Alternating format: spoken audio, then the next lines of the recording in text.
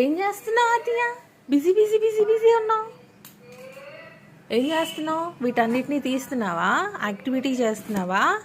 ఇది చాలా బెస్ట్ అండి యాక్టివిటీ.